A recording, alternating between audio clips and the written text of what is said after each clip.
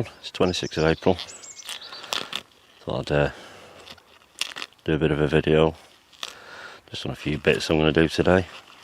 Just testing a new microphone out.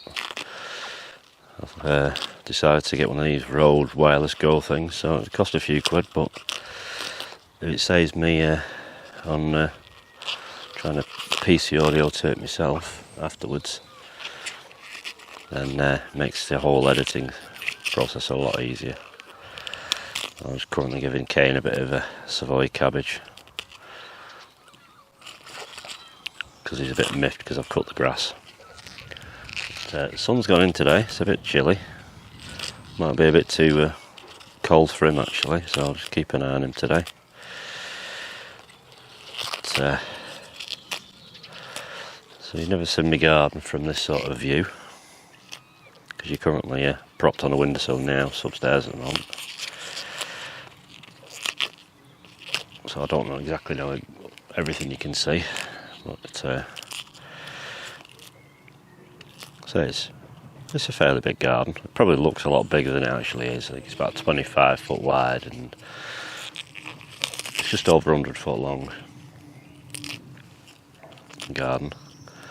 That's obviously from the house, but I've got it's about 30 foot up there, and then there's probably 60 here or something like that, and there's a bit more. It's probably about 115, 120 foot long.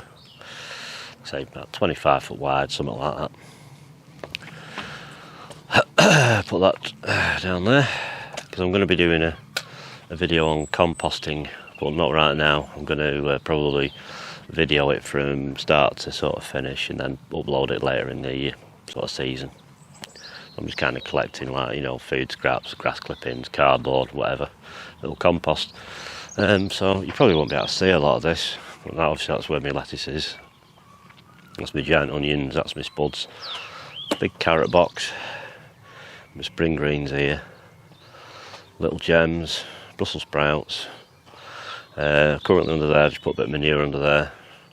A little bit of manure on top of the bed there. That's where the leeks are going to go. I know people say don't manure for stuff like that, but it's only a top dressing, so it's not going to get dug in. I've manured the bit in front of the shed here.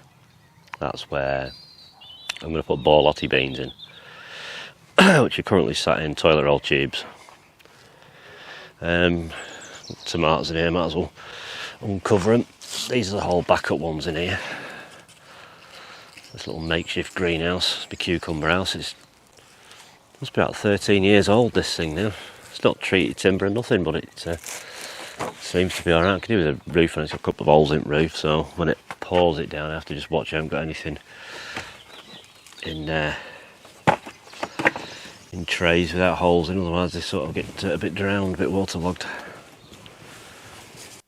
So can't bother folding my fleece up because I do really need to start thinking about tidying up in here and getting it ready.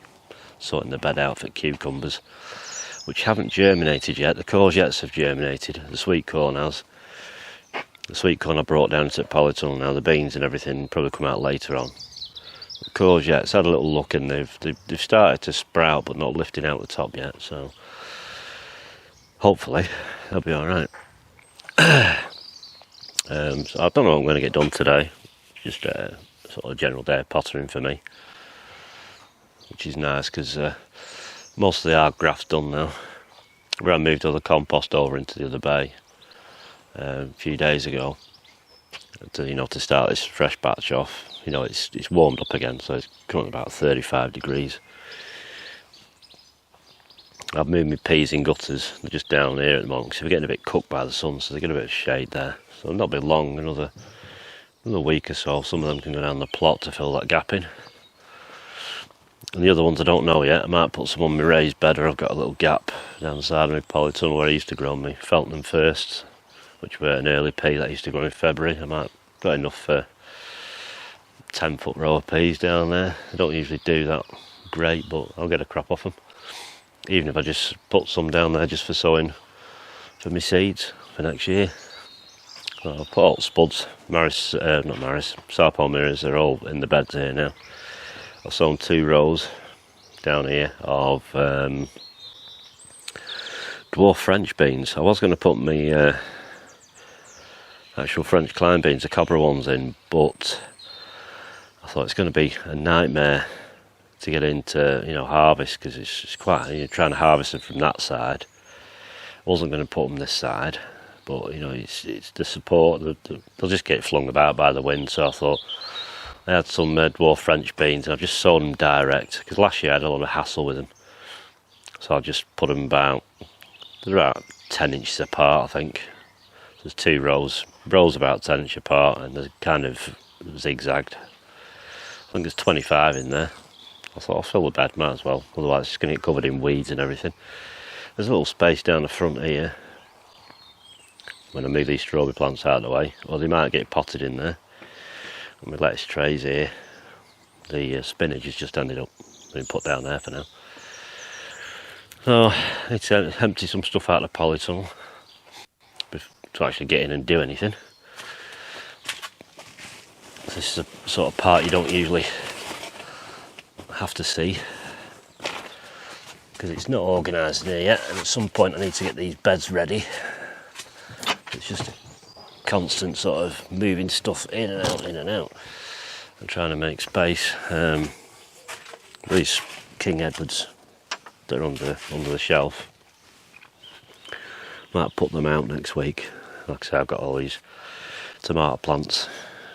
I'll probably put a little cane in them now, and then put them out in a breeze to just rock them about a bit. That'll just sturdy them up, because it's been getting a bit hot in here. I think the root ball's been getting a bit warm. They've been having a bit of a sulk now and then, but they're okay. Peppers are okay. Probably getting ready maybe for potting on. Just have a quick check.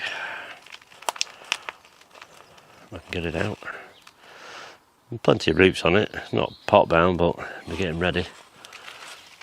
I should imagine it won't be long and start seeing a sign of aphids on them, which is something I tend to get.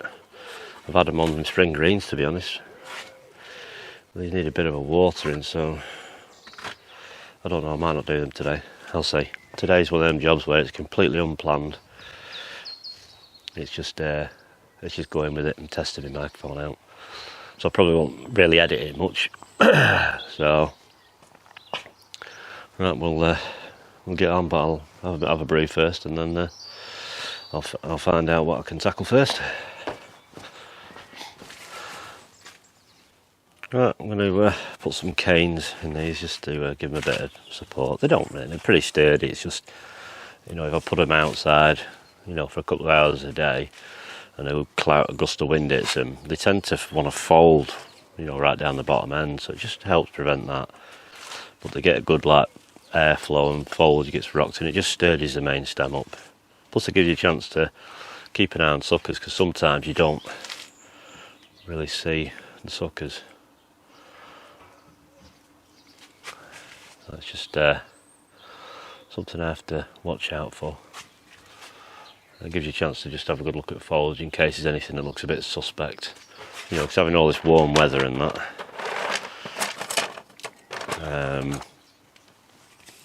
you know, and if they've been outside, you've got to watch if there's been blight spores and they go and land on them and you go and wash them in, then it's a bit of a catastrophe then.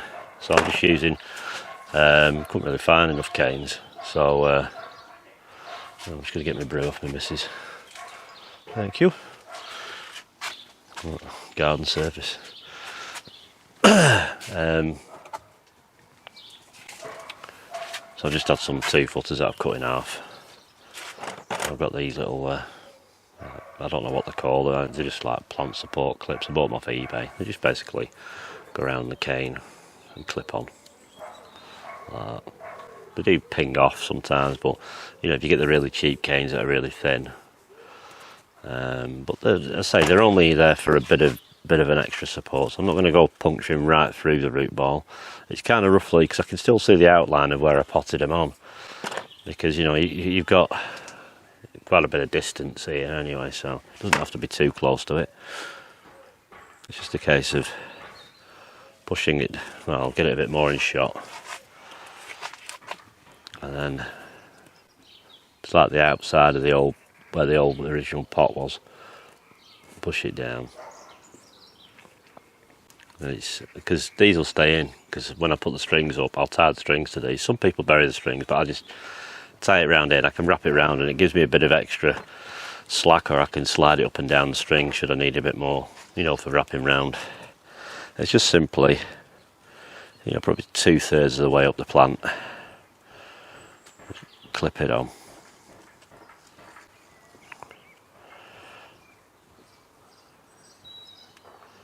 Like so. It's just there for a little bit more support. Like that. You can see, if the wind hits that now, it's got a bit of backup on it. It's not going to put any pressure on the stem here, because that's where it usually, you know, because I've had it before when I've been carrying them out or bringing them from under the lights outside, and they just topple over. I mean, these piccolo ones I've got, it just must be the growing nature of them. You know, some tomato plants grow differently than others, but you know, they are so thin and leggy. But that's just the way they must grow, because they've had the same light. Obviously, certain plants are more compact, as you can see with the sun golds. The sun golds are a taller one. I used to do one called, I think it was Cherry Roma, and they used to be really tall. They were always first to hit the top of the polytunnel, you know, because once you get to like August, September, you know, it's up here, and some years I've had it where it's been closed up in the middle, so you can't really grow the peppers in. I used to put peppers in the sort of pathway in here, but they just get blanketed out, so they don't get much light. So obviously they suffer, so I don't know where I'm going to put the peppers yet. They'll probably end up down in the cucumber house on a shelf. The cucumbers will grow behind them, and obviously they'll get up for sunshine, but the peppers will be on the front, so they'll get a bit. I don't know if I've got enough room for all of them, but it's one of them, having the plants ready should you need them, you know, and because you can always give your surplus away to friends and family, you know, and it saves thinking, oh, I wish I'd have sown them, because when you sow something you've got weeks and weeks, you know, till it's kind of ready. I used to be a bit funny about using canes in polytunnel, because I know some people grow it up canes, you know, all the tomato plants and stuff, but I did it once. I've already punctured a hole in the roof a few years ago. I've not even taped it up. It seems to be okay, because I've put this debris netting on. Same stuff I make my hoops out of. I've put that over the polytunnel now. It just gives a bit of shade, you know, because it's that time of year now where there's, you know, a decent amount of sunlight hours. You know, and you do the opposite when you get to near the end of the year. You need to take the shade netting off to get as much light in as possible. But at the moment, you know, the heat of the day, I know plants like heat, but everything has a sort of limit between, you know, heat and being cooked. And I can feel, I mean, these haven't been in these for that many days. When I'm pushing these sticks in, I can feel roots. So the roots are being pumped out, but they'll take a while before they get to the bottom of the pot yet. You know, I'm kind of hoping they'll be down in there, probably another 2 or 3 weeks maybe. Start seeing a few fine roots at the bottom. The idea is nice, is just bottom water the plants. They had a top water originally, just in the top here, didn't water the foliage. You know, and if they get a bit yellow, you know, in the year, sometimes you can apply Epsom salts in a spray. But I don't know if that affects the whole blight process, but I've never really had blight in the polytunnel, to be honest. I used to worry about, you know, by the door, but I suppose with tomatoes you're checking them all the time. But, I usually do okay for tomatoes. When I used to have a polytunnel at my old allotment, I used to have one here and at the allotment, I got blight there once. And I was on holiday. Someone, you know, spotted it, because I got it all over my potatoes as well, so thankfully they went and salvaged it. You know, they cut the tomato plants, they pulled the tomatoes off for me, so it was a big job, because I couldn't get near them for another 10 days, and you can lose your entire crop in less than that. you know, when blight comes about. So if you're not aware of blight, you can join the Blight Watch site. It used to be called Smith's Period, but now it's called Hutton. So you get an alert, and it's something like I can't remember if it's something like a temperature above 10 degrees for 48 hours, and it's more the humidity. You can have hot days, not nights, but it's the humidity. If it's above like 90% for 11 hours within that 48-hour period, I think, blight spores go airborne, which is okay. It lands on your plants. It does nothing. And then it has to be, when it rains, or if you water things, you wash it into the foliage, and then it begins. And signs show about 10 to 14 days afterwards, you'll start seeing patches on the leaves. It's hard to describe, you know, because sometimes, you know, you can get patches on leaves. I've got a tomato leaf here. You know, people look at that, and, you know, some people panic, think, oh, blight. It's not. It could just be a bit of scorching. Don't worry. Just once you're aware of something, just keep an eye on it. But when you've seen blight, then you know what you're up against. And people are a bit too scared. They get a bit of speckling and stuff like that, and they think, oh, it's blight. It's not. It's just the foliage. You know, it's sometimes you can have a little bit of a fungal thing. Or it's sometimes leaves they don't have a use anymore. They naturally die back, so they, you know, the energy is going to the top of the plant. You know, so all sorts of things. So don't panic. You know, and if you're worried, you know, there's that many ways now you can ask the question. But I suppose if you put a question on something like Facebook or YouTube, people would be saying, "Oh, that's blight," when it might not be. So you kind of use your own judgment, and it is, you only have to see it once you've had it, then you know what to look for. Well, there's early and late blight. You can't treat it. You can it's prevention, really. You know, there are sprays you can have which they do hold it at bay, like milk does to a degree, you know, diluted milk, because that's antifungal.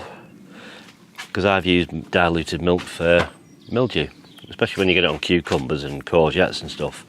You know, your foliage starts going all weird, like white powdery stuff on it.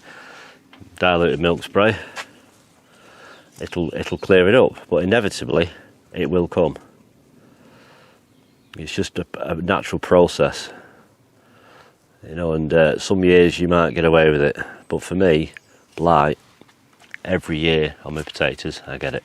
Every year it comes, because where my allotment is potato sort of farming land, you know, so it's there, and I tend to get it in the garden down the bottom, sort of into August, September. It's why it's tricky sometimes, because I've usually just planted some late potatoes for Christmas, and I don't tend to put them right near the other ones. And if they get it, well, you can forget about your Christmas crop. You know, people are scared about using, you know, blighted stuff in compost heaps. It's never bothered me. I'll quite happily put blight-infested plants in the compost heap, because there's a lot of foliage there and it'll get hot. You know, and if you can get your pile to you know, if you've got enough of a pile, you know, the spores will remain in there, but if you mount it with manure and all sorts of stuff, you know, through the winter months, it'll get up there, you know, 60-70 degrees, which will kill it, you know. And there's a lot of foliage on potatoes, so it's a lot of organic matter. Same with like blighted tubers and stuff like that. If you compost right and your compost gets hot, it's okay, you know. And I've done it before. I took some potatoes off a blighted plant. I managed to salvage the tubers, because it doesn't always get it hits the foliage and then it'll work down into the tubers, which obviously is tuber blight, but some other varieties are resistant. The Sarpol mirrors are blight resistant, but resistant doesn't mean you don't get it. I have had it on the Sarpols. I always do it at the allotment, because when it's surrounded by it, they can only sort of hold their own for a while before they become overcome with it all. And so yeah, I've grown potatoes from blighted plants in compost made from blighted plant tops. And did I get blight any sooner? Not at all.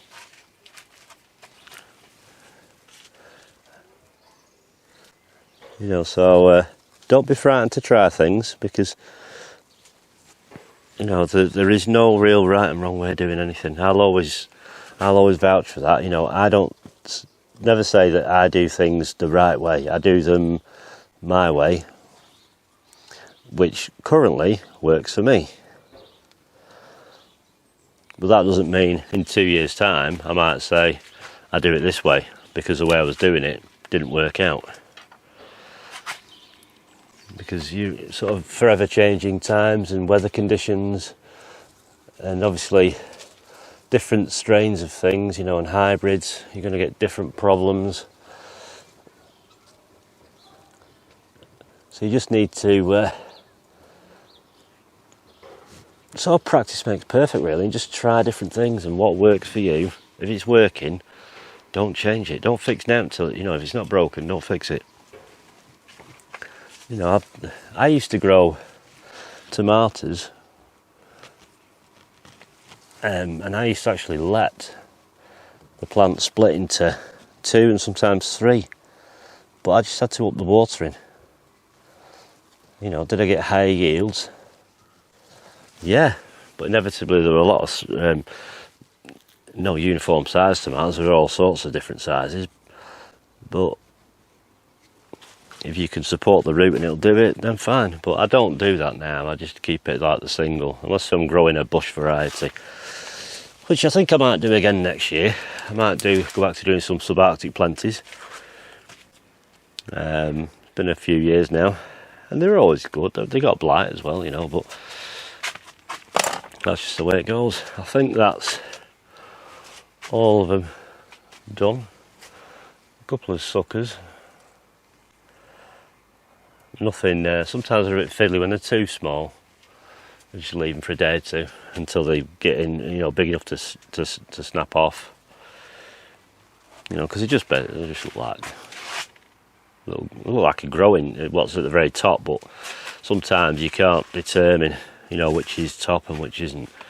So it's like this one here, it's kind of splitting into,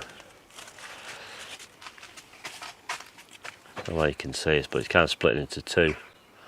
That's the growing tip is actually that, because there's fruit on this one. That's the main. Like I say, this is the main. There's a little couple of yellow petals there, and then you have this thing at the side here. That one. Now it's some varieties do it more than often, more than others, but I'm just going to nip that one right out. And that will remain the growing tip then. Sometimes if you accidentally snap the tip off, let a sucker grow out, and that'll become your new top for your plant. So don't worry about when you're wrapping it around strings, if you get a bit heavy-handed and you go snap, you think, oh god, it's knackered. When you got like a 4-foot high plant, that's all you're going to get. Just let a sucker grow out. I've done that umpteen times. You get a little bit of a check sort of thing. It takes a while for that plant. But only a few weeks. You still get a good crop out of it, so don't panic. These little mishaps, they happen, but it's not the end of the world. So that's that job done. I'm not putting canes in the one down there, because I need to get in touch with my brother-in-law and find out what he wants. Tomato plant wise, and then I can we'll do a doorstop, drop them off at the doorstep for him. Because, you know, I've fished with my brother-in-law, but I've not seen him for months now. Especially I won't see him for a while because of this lockdown thing, so... Yeah, I know he had a problem with tomato plants. He was short of cauliflowers, but cauliflower is something I have none left of. They all got planted. You know, all I've got brassica-wise now, really. I've got a few plants left in the van still from when I went to the plot the other day. But I've got these. These are spring greens. I'll probably prick some out, you know, because this will be for Kane's next batch. But there's nothing to guarantee they're going to go in the ground. You know, because you can always just resow a few more whenever, you know, because the seeds, they're old seeds. And the sweet corn, that's that. I did 30, and there's 2 on that haven't come up yet, but on that one, it's full germination. Doesn't mean they're out the woods yet, because sometimes it can get like this and suddenly things go wrong. But these will probably be nearly a foot high before they go to the allotment. So they've got all of May. I don't intend on taking these down till the first week of June, really, because they can be moved in and out, you know, out of here, because by then obviously the tomatoes will be in the beds, so these will have to take a second place somewhere. They'll probably end up in the cucumber house down the bottom end.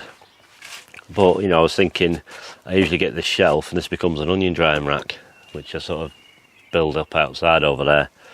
It doesn't take long, it takes about 20 minutes to build it up.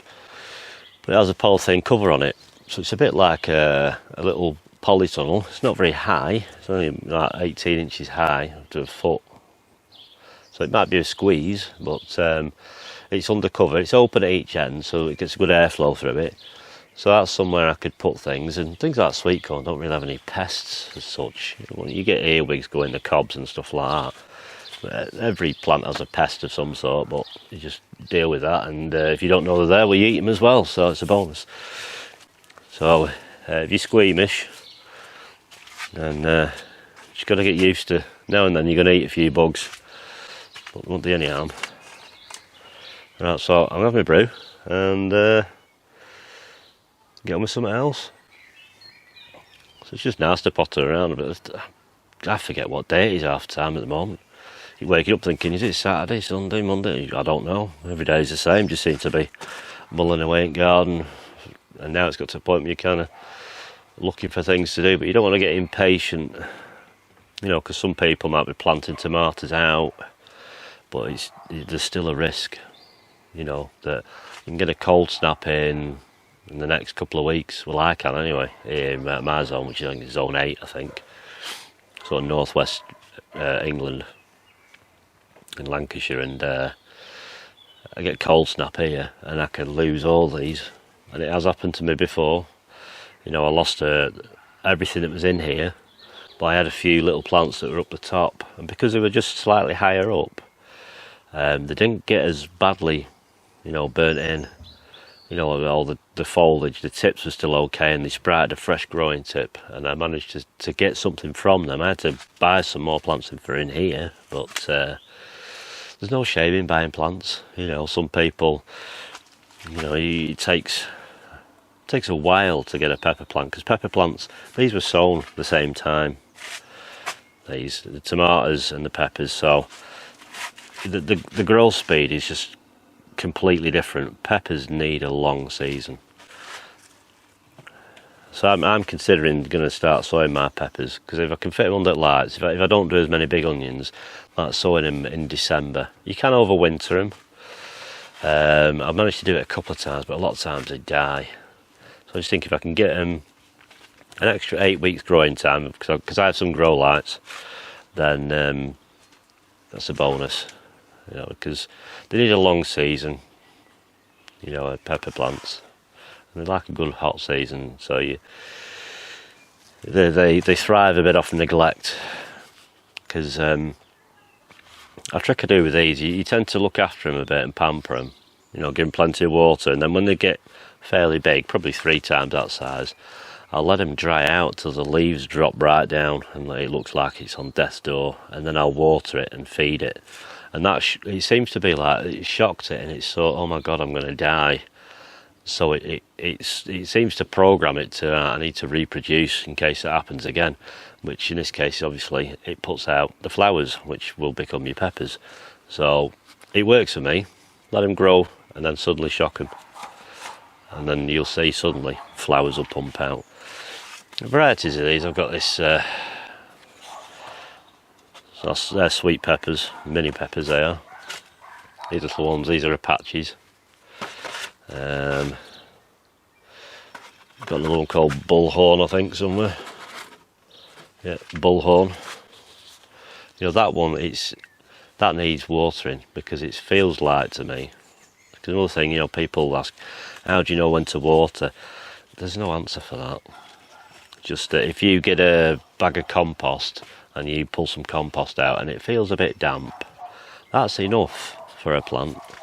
Or do a practice and see how dry the compost is when the plant begins to like that, and then you know you're borderline.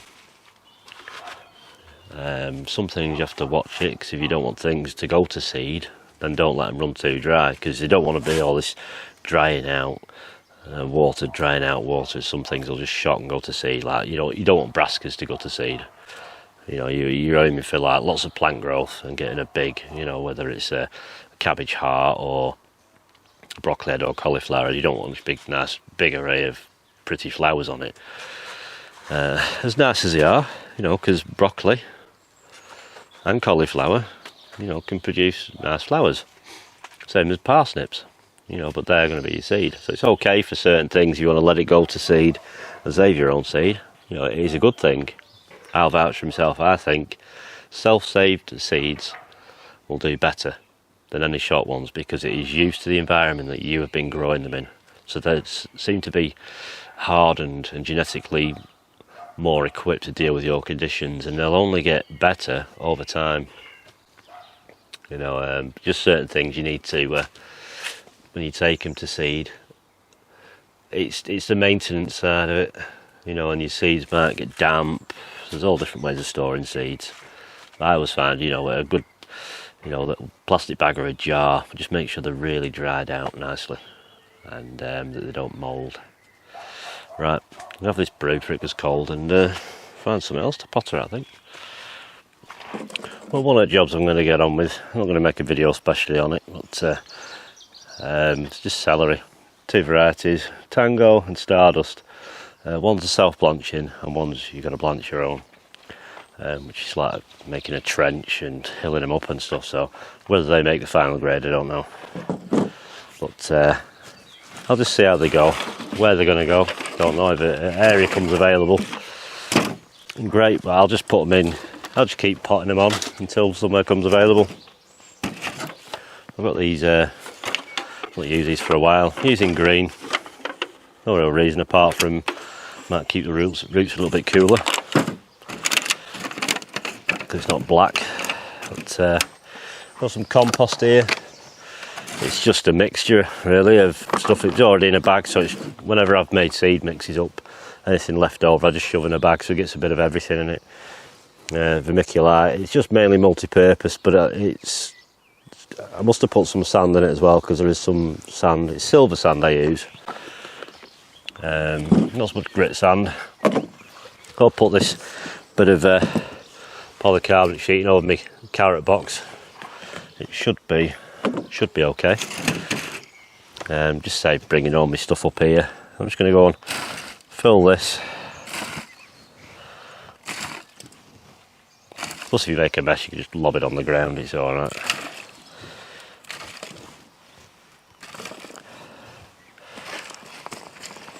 Just spread it around. Need to get a fair bit of compost in there, you know, if they're going to spend a duration in there. I'd like these to have been a bit deeper. I might start looking into getting some deeper, you know, cell trays. I'd like them at least another half. I mean, these are probably what, 40 mil deep. You know, I'd like something slightly deeper, and with like a 20mm hole in the bottom, so when you come to get them out you just push your finger, because they can be a bit of a bugger to get out of these sometimes, especially if you haven't got like a lot of root growth on them. You know, they end up leaving everything behind. Case of bouncing that down a bit and then just go along, give it a firm down, not pressing too hard.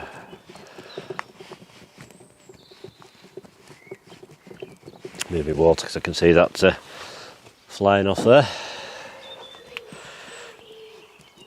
I mean, if you've got like a small enough pot, you can use that to push down. So I mean, I've used hammer handles and all sorts of blocks of wood. And then it's just a case of slide that down one end.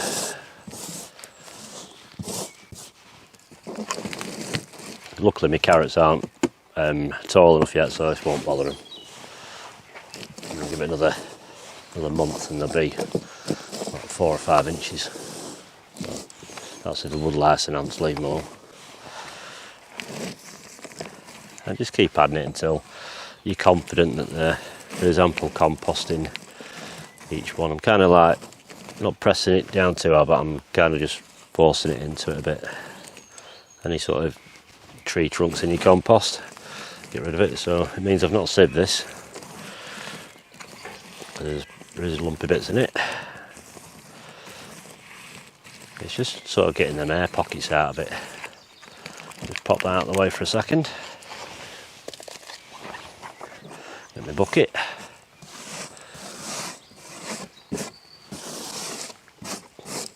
The rest of it, just waz it off over there. Now, it is damp. I want to settle it a bit more, so just going to run some water over it. That's all. Because you can soak this from the bottom. Ideally, I usually like doing this sort of thing the day before, so it has like, you know, 12-24 hours to settle, and when you water it you can always see the big chunks come to the top. I'm just going to get them out. I mean, sometimes if you're sowing seeds the last thing you want is a big chunk on top, but because I'm pricking out and that, well, it doesn't have to be too perfect. I don't even know if I've got enough plants to fill this tray. All I do know is I have no dibber, I don't know where it is. So I just found a tent peg, so it'll do, hopefully. So it's just a case of, I'll do the back ones first to start us. So what have I got here? Probably just might get, you know, 12 of each. I don't know. We'll see. I'm just going to go in and just break them up a bit, really loosen them up. You know, some people are a bit too delicate with seedlings. I tend to not be that delicate, really. Just sort of tease some of the soil off a root. Holding it by a leaf. Plenty of roots on that. And just sort of whirly a hole out in that. Lay it on. And then just push the roots down. I'm in a Sharpie, it'd be good for this. Some of the roots are a bit long to force down, but you get the majority of the roots in there. It'll pull some new ones out, and then just a case of firm it in. Like so, and then repeat the process until you've got enough, or you get sick of doing it. But it's actually one of my favourite bits of the whole gardening thing, is the sowing the seeds, the pricking out, and harvesting.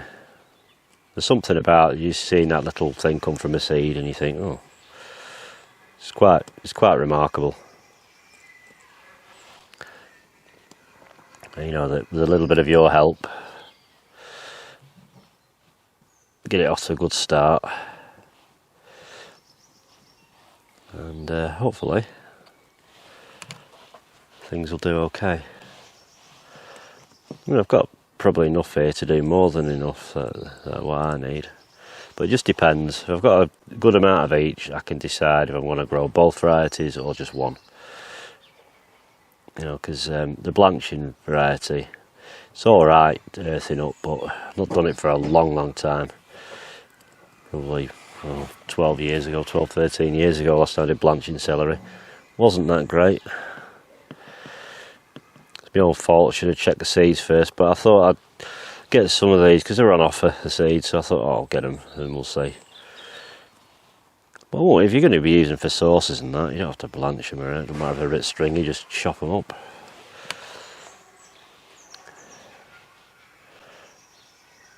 Yeah, but because celery they're a bog plant, so they do require a lot of water to avoid the stringiness. So in my allotment, as boggy as it gets in winter, it can be a bit dry in the summer. It can be a bit challenging to actually get them to be stringless. You know, and they do suffer a bit of pest attack. Carrot root fly, believe it or not. They're partial to a bit of celery. But, you know, you get in the root, as long as your plant grows, you get rid of that root anyway, but there's usually a few knocking around in the root. You know, the same thing like parsley. Parsley can have problems. I've got some parsley, actually. I might prick some of that out after. I wanted to do a whole little herb area, but herb seeds haven't been great, to be honest. So I might just do some basil. I usually do a bit of basil to go in tomatoes. I usually always grow that in the Polytunnel basil. The thing is, it's always usually ready before my tomatoes, so just play that one by ear. I might have enough to do almost a full tray of each here, to be honest. So, no, I won't.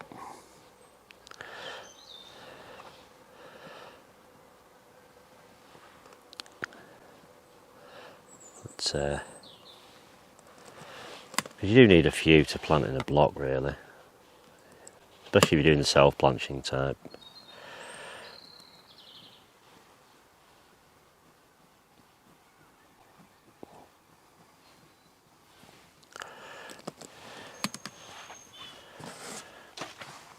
Do I do some more or not? Don't know. I'll start with the other ones now. What I'm going to have to do though is I'm going to have to have no labels. I'll have to just make sure I mark this. Because the labels are elsewhere, because I'm not organised really. People say I'm organised, but I'm not. I try to be.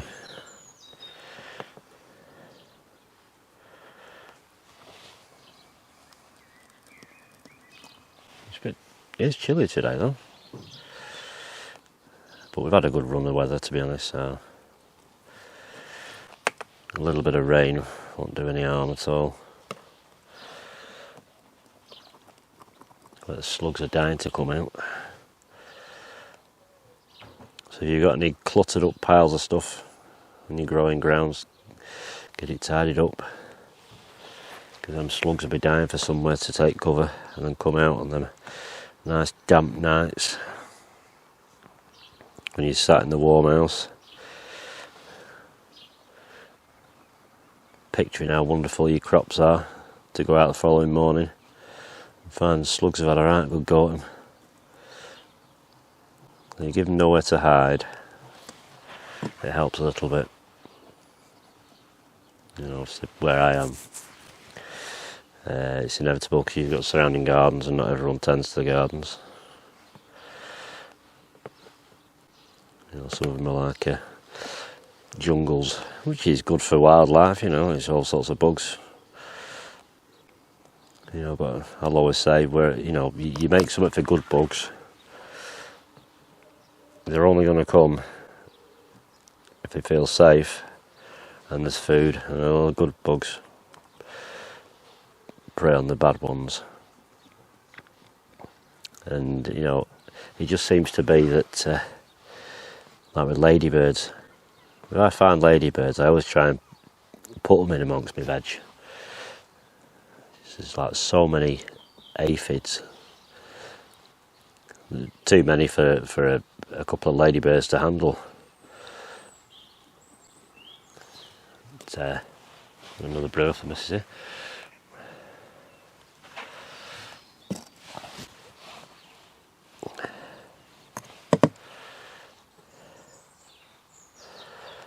It's just one of them things. You just grow some for you and some for the pests. You will get something. As frustrating as it is sometimes, just don't give up. As many times I've felt like giving up, you think, oh God. But stick with it. And the rewards are there. But you have to give a little to get some.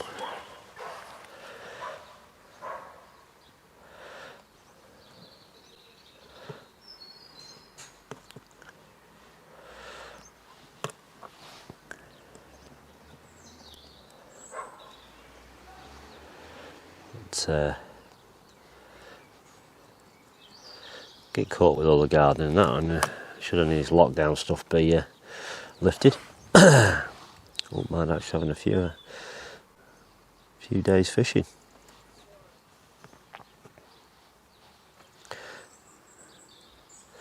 Because considering fishing is my primary hobby, it's the one I do least of. Over the last last 10 years anyway, I've not done that much. I used to love it as a school kid. Summer holidays, fishing every day, be getting up crack of dawn. Just don't see it now though. Such a shame. Used to love it. Couldn't sit in all day. Mum used to kick us out as kids, me and my sisters. Like, go out and bloody play.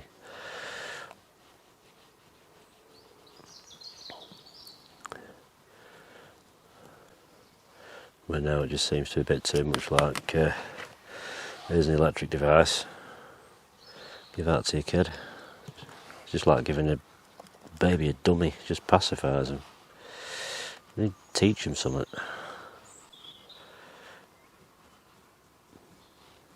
You know, lifelong skill. You can't get a robot to do this.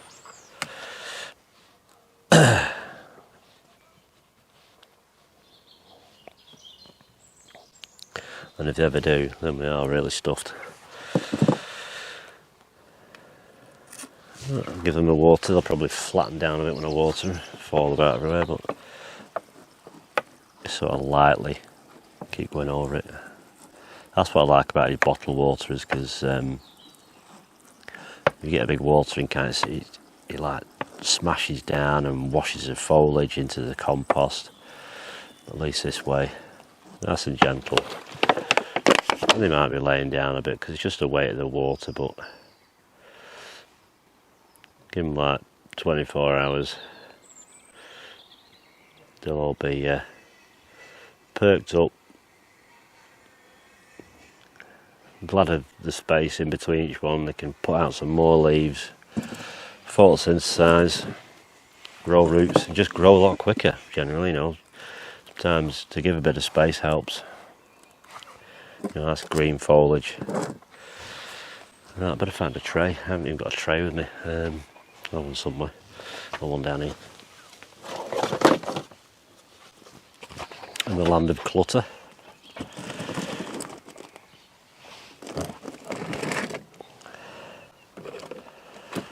Right, so that's quite weighty water that, but I'm not worried. Just pop that down there for now. I've got a few left. What can I do with them? I don't want to start filling up another cell tray, so I might just find a pot. Yeah, little pot like that. Could be anything. If you're really stuck, just use a cup.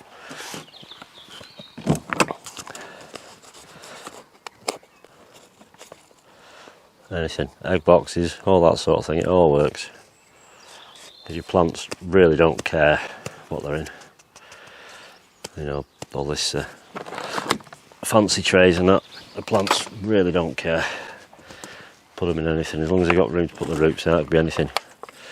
Old pair of slippers, welly boots, anything like that. Make use of what you got. I'll put these other 3. A few here actually. Because I'll just use this video to remember that these are stardust. I think. Yeah. I'm just going to set these in this pot. They'll grow bigger root balls and you can separate them that way. This is the old way you used to like pull root balls apart and plant them like that. I used to do lettuce like that. I used to grow lettuce in pots like this, and then I'd just rip the root clumps apart, and they got about 3 or 4 inches tall, quite well matted up with roots. Just get as much root on them as I possibly could, and just plant them straight and ground like that. But you just do things differently as you, over time, you gain a bit more knowledge, trial and error, what works and what doesn't. And sometimes it's, you got excess plants, you think, oh, I'll throw them away. Well, you know, there's 5 celery plants here.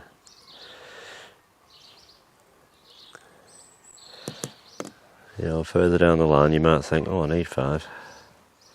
It might make another row. And you think, oh, I know where they are. Rotted down. You've left them in that little seed tray to dry out, which is something I do. We're all guilty of it, I think. This time of year you get that many seedlings to look after.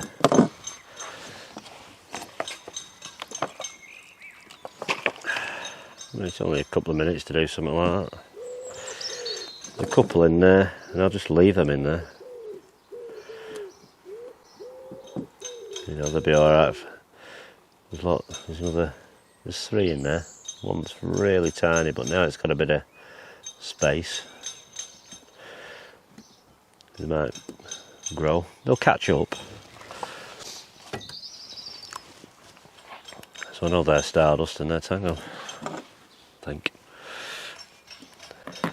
They're the first ones that I sowed in the tray anyway, so I'll remember that way. But I'll have this brew and I'll get on with something else. I've got some parsley, got some plain leaf and some curled leaf, so instead of putting them in a cell tray, they're going to be in pots for a while, these, so I've got some of these little 7cm pots, whatever they hold, I don't know what they hold.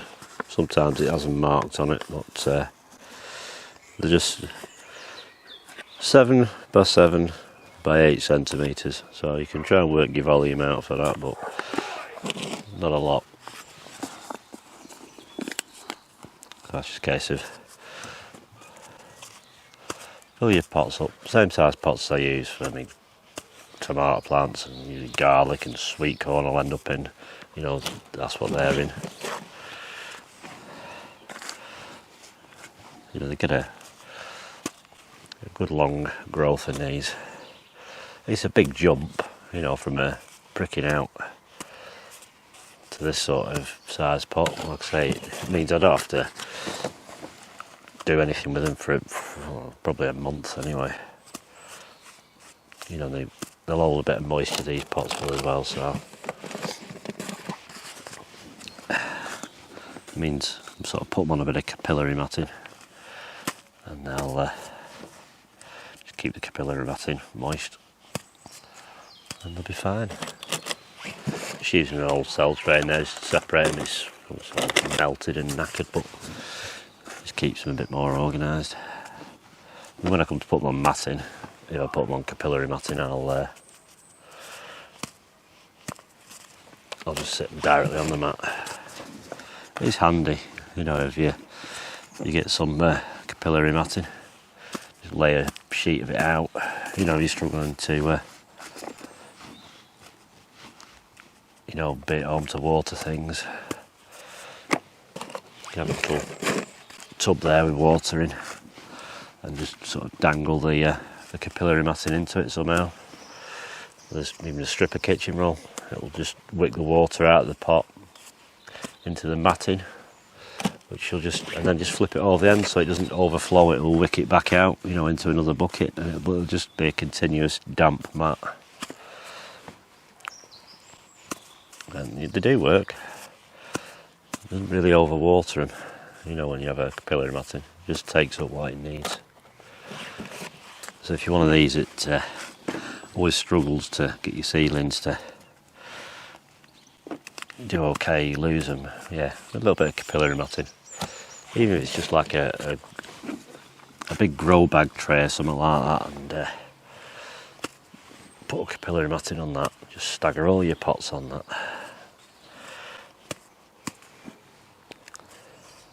Just, because I have a water fed in one end and just overhang it at the other end, and it'll drip out.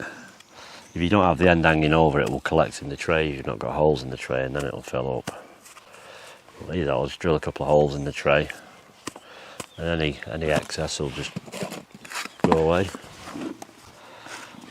I've not even looked how many plants I've got here. I think 15's a bit crazy for parsley, but you can always dry it, chop it and dry it, or chop it, freeze it.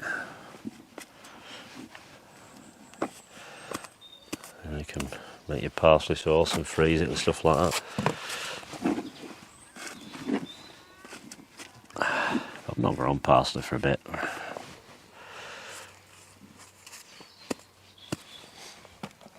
So these herbs are okay, but I'm more like, well, if I've got the space, fine. If I haven't, then I don't mind them in pots, because you can move them around.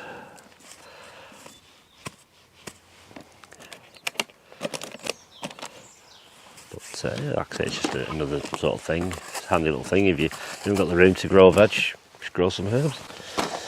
You know, it's a good way to start. A lot of people start by growing a few herbs on windowsill, and then they sort of venture off to plants. I've got a lot of water in here, but it'll do for what I need for now. Just wet them all down.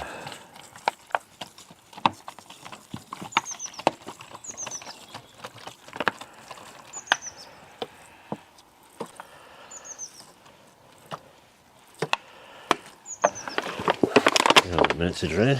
Still not finished my brew yet. Not drain my brew. No names on them, just plain parsley and curled parsley.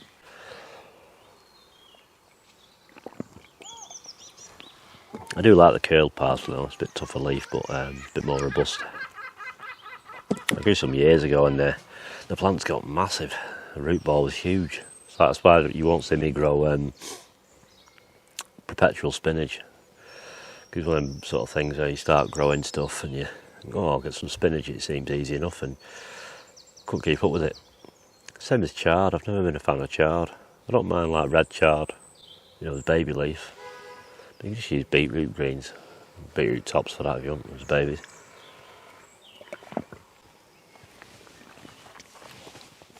It's all a bit of nice colour, you know, because it's fairly cold hardy. You know, for a later season sort of thing, when you can put your lamb's lettuce, or I don't know what you call it over the pond, corn salad is it? Right, start off down this end. We'll do the plain one first. Same again, just oof them out. I don't know what it is, every time I do a video someone wants to either trim the garden, mow the garden, get a grinder. If I'm at the allotment, there's cars flying past. So I don't know how well this mic's picking that up.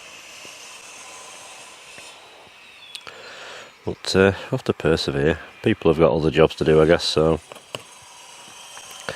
that's just the way it is. There's some roots on this one, don't want to come up. So don't worry if you snap some roots off. As long as you've got a good bulk of them, you'll be alright.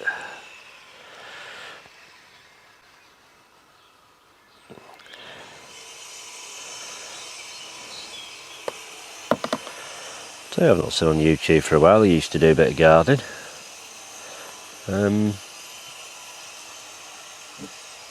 Old Nocky, Ian Nocton. So if you're still watching, Ian, let us know how you're getting on. Hopefully you'll get back to gardening one day.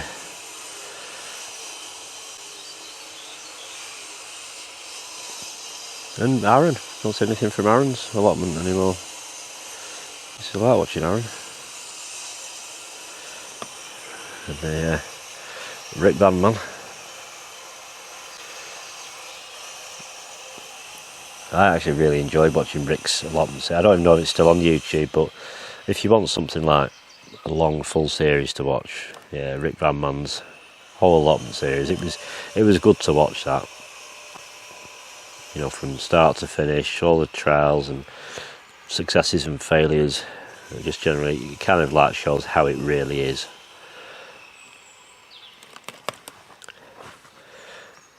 You know, from a gardener's point of view. Because we're not presenters, we're just normal people, growing a bit of veg, sharing a bit of knowledge online.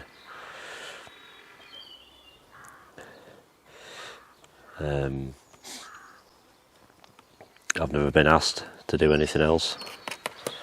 You know, I don't know what I'd do if someone came up to me and said, you know, I'm going to ask you some questions on this or do an interview. I'd be like, alright, I'm not a professional, right? I just grow a bit of veg.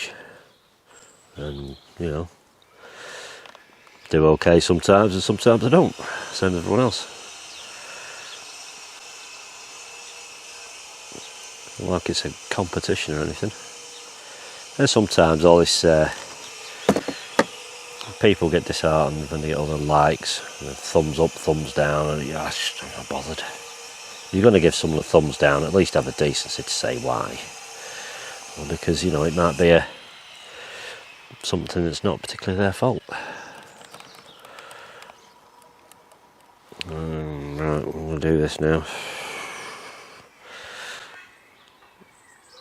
Yeah.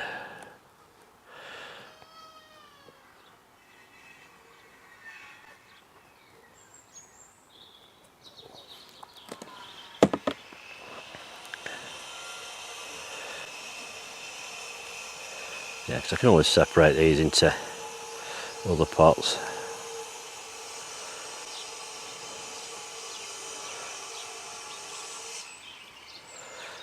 You know, my next door neighbour's a vegetarian. I know she used to have a bit of veg off me, so I know she's hoping to grow some stuff this year, so maybe see if she wants some surplus plants and that.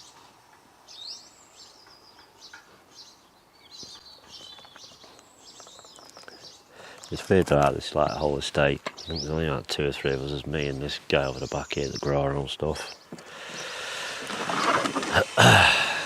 You know, it's not exactly really hard. Here's another tray actually. Keep these separate.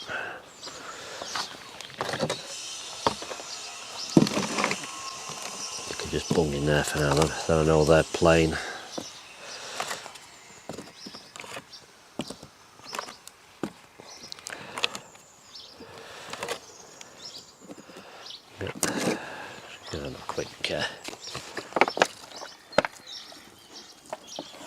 Down.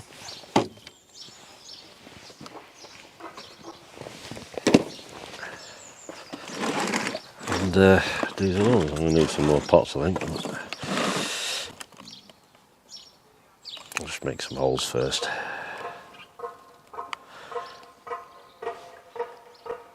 I just usually make a hole about 1 inch deep, you know, 1.5 inches deep. Just push the roots down. Use your finger if you want, no matter.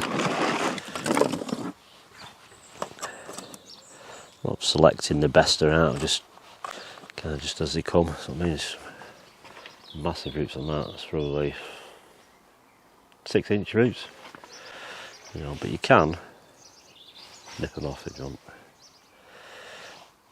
In this case, you can lay them over the hole and just work them down like that.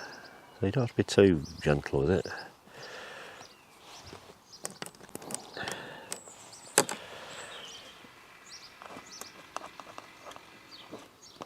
You know, yeah, it'll sulk for a little while, the plant, you know, it'll have a week where it's like, oh, what's going on? And then it'll suddenly think, oh, hang on, just put some more roots out and we'll be on the way.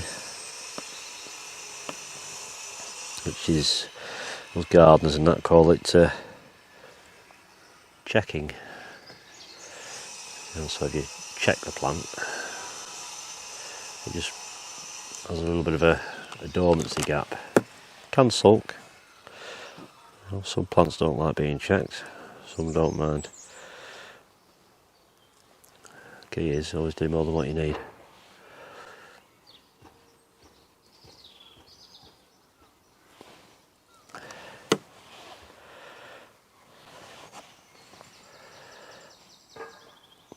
And I've got some like bigger jobs to do, like my raised beds and my polytunnel. I need to start it, but I'm not doing it today. I'm not going to bother filming that. It's just a case of taking everything out of there, putting some manure on the beds, covering it over, and then putting everything back in there again. Some more pots. I don't know what can I get out of this. A few more. 9 of each, I think.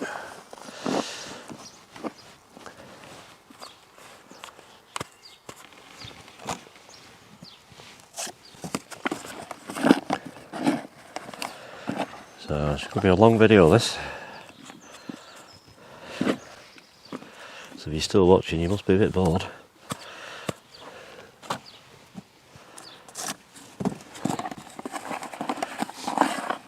Well, sometimes, you know, people have said when they watch my videos, I tend to give out some important sort of tips, just in general chit chat. I'd love to do a live stream or another Q&A type thing, but it's just, I don't know, live stream's all a bit new to me. I'll probably be standing there not knowing what I'm doing, because I'm not tech savvy.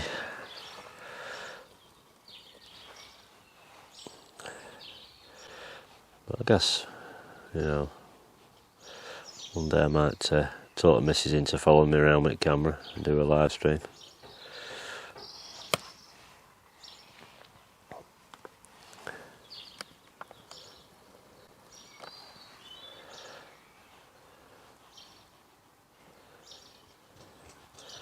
I don't know what other jobs I can get on with today. Just seem weird, sort of thinking like, oh, is that it? Everything done? Well, so you never get everything done. You can always make work in the garden. I need to sow some more spring onion seeds actually. But I won't bother filming that. Don't do them any different than what I did in February. Do I do anything? Yeah. See, I've got enough in here to do another 3.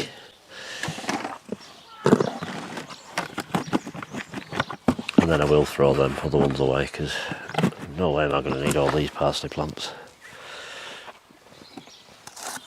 Let's see, I've got enough compost in here to do another 3.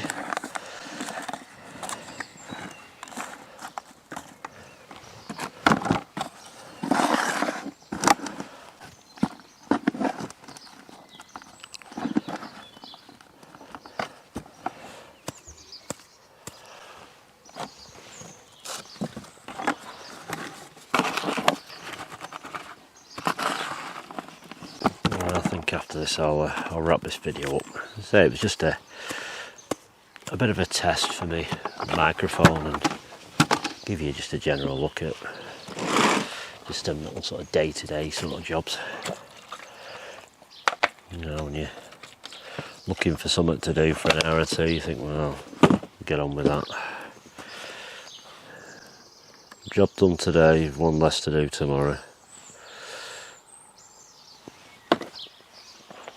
And then when it's pouring it down, you can sort of say, well, I don't have to go out there in it, because that tends to happen to me so much that you think, oh, I need to get that done.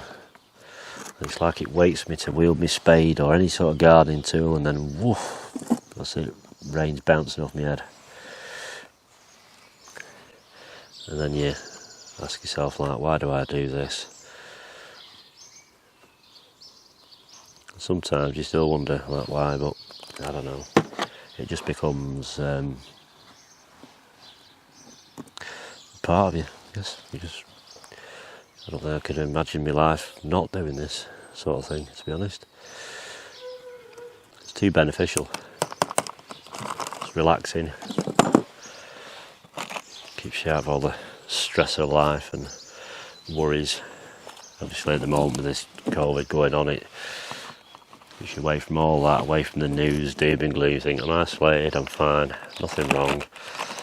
You know, people have money worries and that, you just think there's nothing you can do about it, so don't worry about it. Just deal with that when it comes. There's nothing you can do. You know, until all this is over, then I guess we start to rebuild. So, on that note, stay safe, and thanks for subscribing. And if you're new to gardening, just carry on. Just 'cause you don't have to just garden because it's kind of on lockdown. Just carry it on. You know, now you've sort of tried it and you've had a bit of success with it. Just keep it going. Just keep doing it. You know, you don't have to do it just because there's world's on lockdown. You can do it all the time. So stay safe, and I'll see you next time. Bye.